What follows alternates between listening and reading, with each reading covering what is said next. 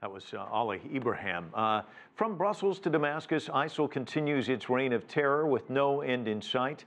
And we're going to talk a little bit about that with Daveed Gartenstein-Ross. He is a senior fellow at Georgetown University. He's an expert on this subject, and he's joining us now here on the set to discuss the latest developments. Let's start with the man in the hat. A lot of people looking for him right now. How crucial is he to the investigation, do you think, in terms of telling us a little bit more about the cell operating in Brussels? It's unclear right now because it's not clear what role he was designed to play. It's not clear how much information he has relative to the entire cell, and it's also not clear how willing he will be to talk if he's apprehended.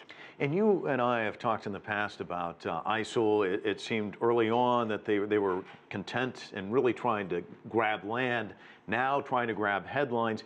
The threat in Europe, do you think it's significant? And talk to me about the security steps that we're starting to see put in place in Brussels and across Europe. Yeah, I don't think they were ever content to grab land. I mean, if you look at some of the most recent reporting on ISIL, these terror networks stretch back for quite some time. And they were, from the very outset, I think, looking at carrying out external operations and expanding their caliphate.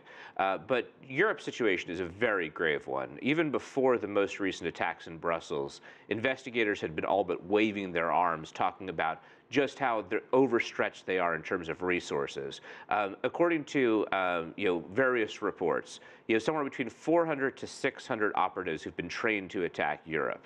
It's unclear how many are there right now, but the Wall Street Journal places about 22 people being on the loose. It's very clear these are well-developed networks, and the kind of networks that we frankly would have thought 5 years ago couldn't exist without being disrupted. Multiple interlocking cells. It's amazing that the same network was able to carry out the Paris attacks, which were so awful, then the Brussels attacks. And in the wake of the second set of attacks, a number of authorities have talked to the media and said that only now are they beginning to get their heads wrapped around this network. It's interesting, the head of the TSA here in the United States was in Brussels, testified up on Capitol Hill. Senators voting today, they want bomb-sniffing dogs, extra personnel. It seems like everyone's stepping up. But is it one of these things where you take the eye off the ball? I mean, you concentrate so much on this area. There's so many different soft targets. How do you prepare for something like this? You can't. I mean, in the sense of protecting all your soft targets. I do think, though, that thinking about airports makes a lot of sense because terrorists have shown that they will try to hit airports again and again and again, and that's not a random target.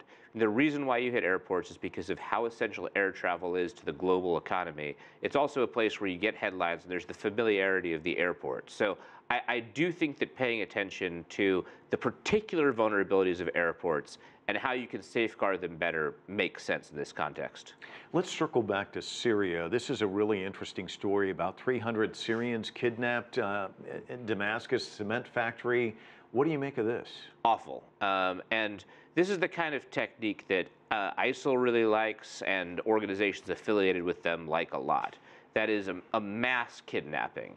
If you think back to some of their headline-grabbing activities in Africa, for example, there was the time when in Libya they kidnapped over 20 Egyptian Coptic Christians and beheaded them all at the same time. They like showing their ability to exert massive power over large numbers of people because that adds to the feeling of insecurity amongst their opponents and also shows just how in control ISIL likes to portray themselves as. Let me ask one other question related to Europe, because this has been a question that's come up quite a bit. Greater information sharing. Countries tend to be siloed, and in fact, when you look at Brussels, I mean, Brussels is siloed in many respects. How do you get them to start sharing information, and how critical is that? I don't think it's easy because it's not so much that you want to just share information throughout Europe, but when you think about all the various European states, all of them have different standards for who gets access to information. And so that's going to inherently impede information sharing if you're afraid that there'll be somebody working for another state who's going to get their hands on information that you consider to be sensitive.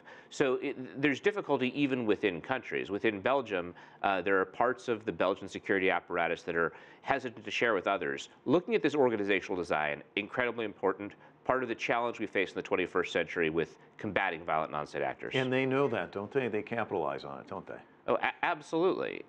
Look, groups like ISIL understand where the vulnerabilities of their opponents are. They look to capitalize on it, and the morass of national borders and police incompetence and bureaucracy, like restrictions on when you can carry out raids. These are things ISIL pays attention to and exploits. Daveed, always a pleasure having you on the broadcast. Thanks for coming in. Thank you.